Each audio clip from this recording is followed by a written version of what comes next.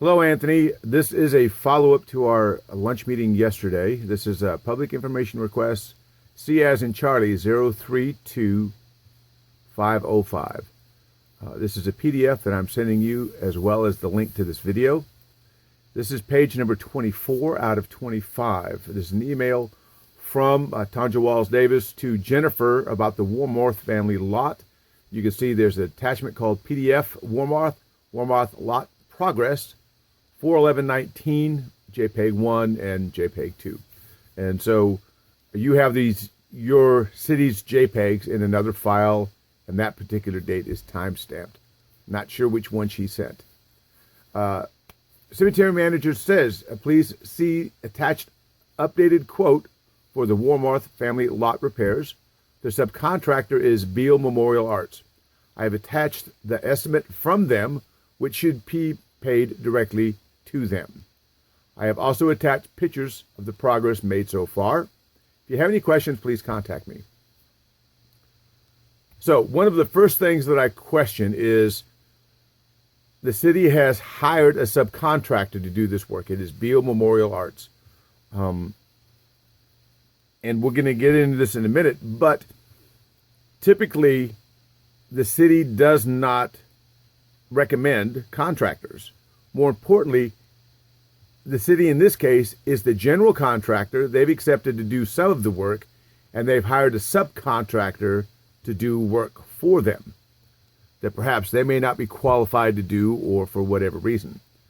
So they're acting as a general contractor here. Typically, when we set stones, we're working directly with the family or the other person. We're not there to hire subcontractors. We have a bidding process in the city of Austin if we're hiring contractors to do work for the city. That is in place to prevent employees from saying, hey, wait a minute, I have a buddy over here. Let's hire him to do this work. In this case, I honestly think the city's role should have been, this is the work that we are prepared to do. This other work is outside of our scope. Here's a list of contractors. And again, that's questionable. Should the city be providing families, or in this case, the bank, a list of contractors?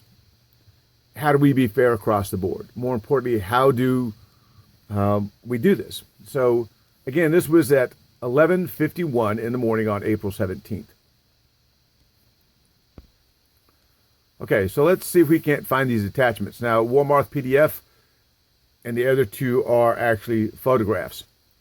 The next thing I have here is a Beale Memorial Arts here in Austin. It's their estimate to do work at the Warmoth lot. It is dated on 4/17. Doesn't have a timestamp, so I have to assume this is something that she sent to the bank. Reinstall 4 pieces of coping rails. These are the granite coping around the site. Clean all of the coping, as well as cleaning and reinstalling the front step. Clean all of the headstones on the lot. Their total is $5,500. It's not broken down. This is what they've provided the bank. This appears to be a breakdown of the different parts. See, it says City of Austin. This is page 22 on your PDF. City of Austin Cemetery Division is the Warmoth lot improvement cost, Oakwood Section 2, 523. It's not truly an invoice, and it's not dated. And I've got several copies of these, different versions along the time. Section A is headstone resetting. We have spaces, and there's going to be some numbers missing in here because not all of the spaces in the lot are filled. What this is the size of the stone in square inches, 66 square inches.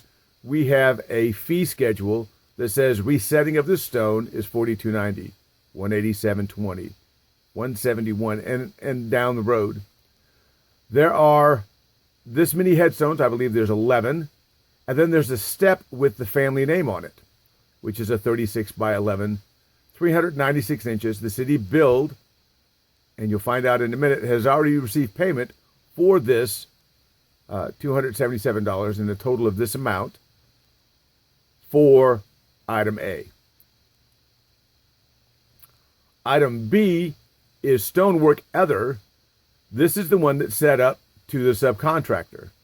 Curbing, reset 2 sections of curbing and entry step, $4,200. But it says reset curbing and entry step with family name. Here's the step with the family name. You are double billing the bank for work that you've already billed them for. Cleaning of 11 headstones, clean step with family name, clean curbing. This is the $5,500 that we saw here, but it's broken down. The discrepancy is this says reset 2 sections of curbing, while this one clearly says 4 pieces of coping or rails. And so if you look at the photos, my concern is here is that this work here, resetting the 2 sections of curbing and the entry step with the family name, this curbing was displaced by the city of Austin. Your previous photos before you started to work clearly show that curbing is in place with the exception of one high spot that was lifted by a tree root. Your people moved that curbing in order to bring in the equipment, scrape off the lot, and bring in dirt. Undisputable. The cleaning of the headstones, yes, they were cleaned. Some of the other emails actually are conversations amongst staff on who are we going to get to clean these headstones. Now, if we're trying to save somebody money, Save Austin Cemeteries would have cleaned all of these headstones for absolutely free. We've been your partner in preservation for many, many years. We've cleaned lots of headstones. These in question are granite. We could have cleaned them and saved the bank a lot of money and provided some goodwill. So this $5,500 that the trust has been asked to pay, this was unnecessary had you reached out to Save Austin Cemeteries. This here should have been borne by the city of Austin because they did the damage. Let's talk about the lot regrading. There is 6 yards at $25.30 a yard for $152. They claim there was 60 hours of labor at $30 an hour for a total of $1,800 for a total of $1,952. This adds up. These numbers add up. Let's look at the cost of soil. We are billing the customer $152 for 6 yards of soil. On page 21 is the receipt provided to me by Marcelo Sand and Loam, and it is 6 yards delivered to the city of Austin at 1600 Navasota Street. Screen topsoil. The total cost is $175.10.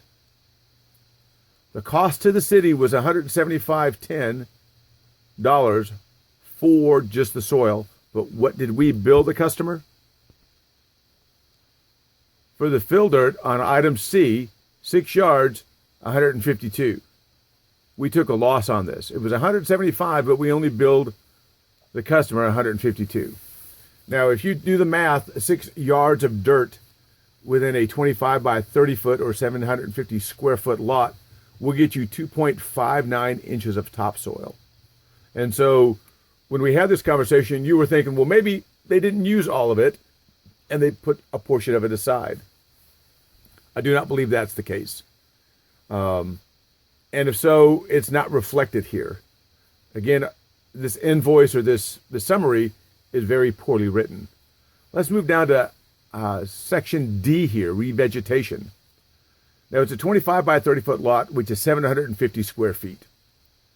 Divided by 9 equals 84 SY. I have no idea what this is all about. Typically, when we resod a lot, it's after a funeral and a family, but if a family pays for it, there's a certain fee. Here we have 2 pallets of grass at $220 a pallet for $440. A pallet has 450 square feet of grass on it. I have put out literally 30 pallets of grass easily in my tenure as an estate manager for Mr. Richard Garriott. And I can tell you that sometimes the very top pieces on a pallet aren't good, and sometimes the ones on the very bottom aren't worth a darn. but they're 750 square feet. You're billing them for 900 square feet here. And what happens to the other 150 square feet? Let's say it's 100 square feet. This wasn't thought out well enough. They should have been billed exactly for what they used. The labor was 12 hours at $30 an hour for 360. If you add 440 and 360, that's 40 and 60 is 100. Add 1, that's $800. The total billed the trust in the bank was $696. Again, we're shorting ourselves money. This isn't very good economics. It's not very well explained. We had a discussion about this part up in here, that you need to review your city's policy on setting of stones. Out of these 11 stones, 4 of them were uprights that had huge pieces of concrete on them. The rest of them didn't have any concrete on the base of them, and they weren't set in any foundations. This price here is for setting a stone on a foundation. It's setting and resetting of a stone. We charge somebody $1,800 for work that wasn't done according to our own policies. Also, we've double charged him for the step. We charge him for setting the stone here, and the subcontractor charged him for setting the stone here. So we have a lot of things to discuss about on this invoice. On page 19, it's page 19, Tanja at 11:55 on the 17th follows up with Jenny and says, I should mention so far we've regraded and resurfaced the lot with topsoil, and all of the monuments have been reset. Thank you. Jenny replies back with, hi Tanja, thanks so much for the update. And again, this is 4 o'clock on the 17th. Hi Tanja, thanks for the update. Looks like a lot of progress being made. Just to clarify, is the $5,500 on top of the $1,952 in item C? This leads me to understand that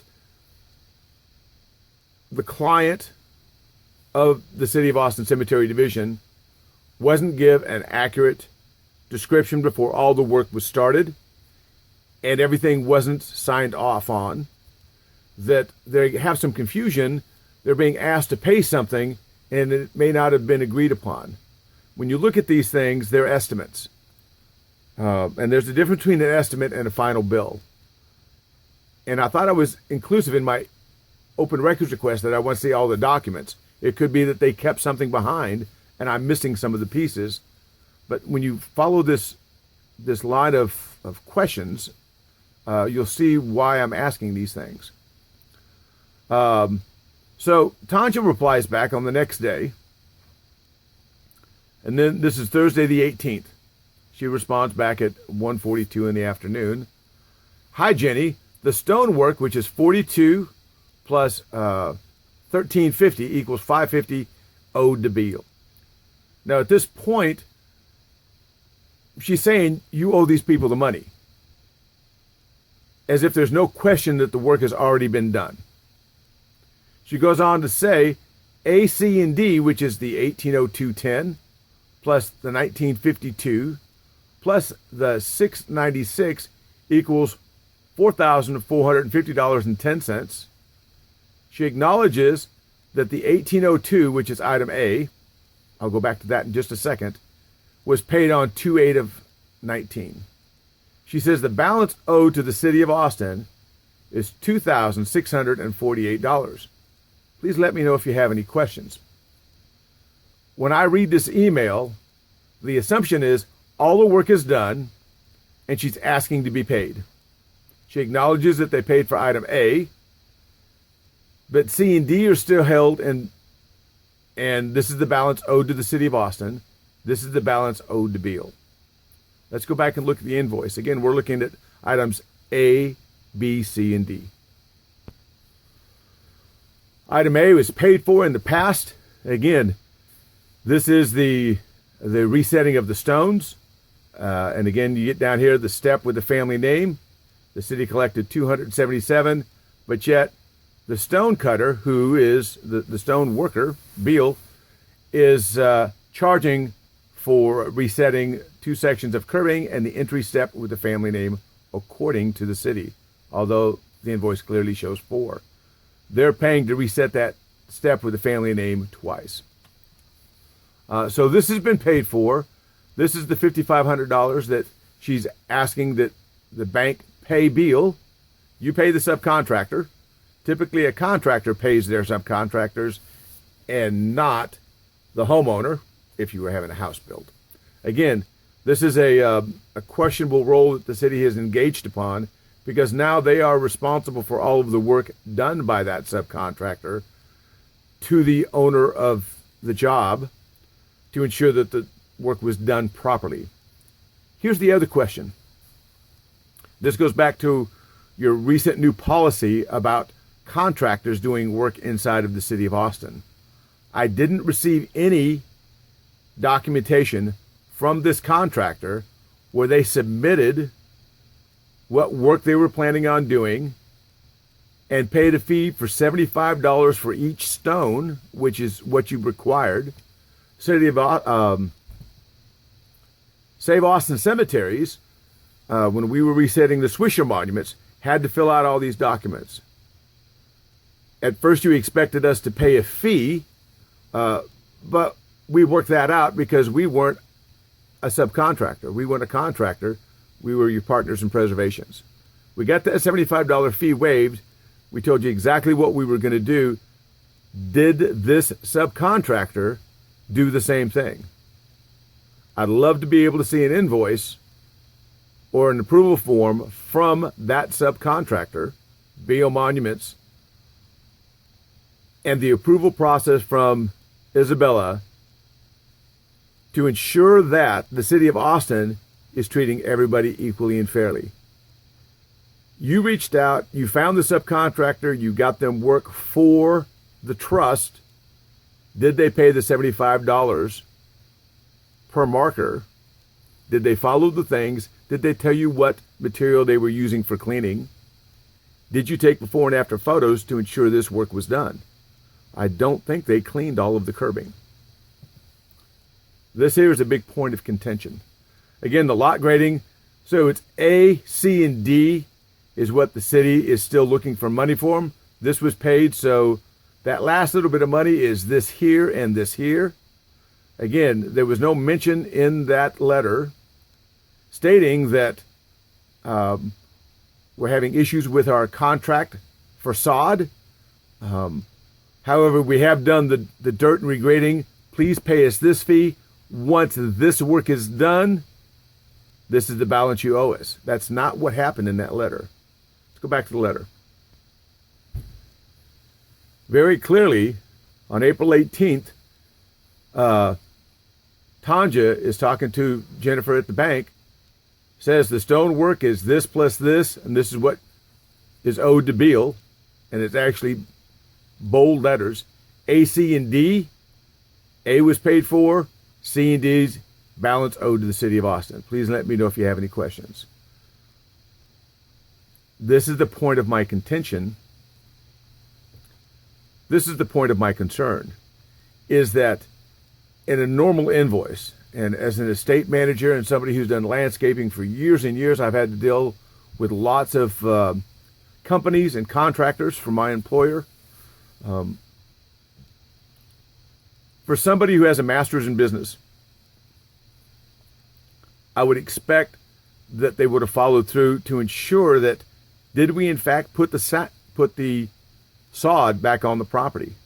The videos clearly show that that's not the case. We're asking for money to be paid for jobs that haven't been done. We've billed our client for work that, resetting those curbings, clearly the city of Austin displaced. While one of them in the early photos was pushed up by a tree root, and the tree was outside of the family's lot. Had the bank been notified that the curbing is up a little bit here, the tree's dead, the root will eventually go down, do you want to save the money for doing this? A prudent person would have said, yes, that's so minor, don't do that. We spent a lot of money on this trust, getting it into our accounts, assuming so our books look good. That was totally unnecessary.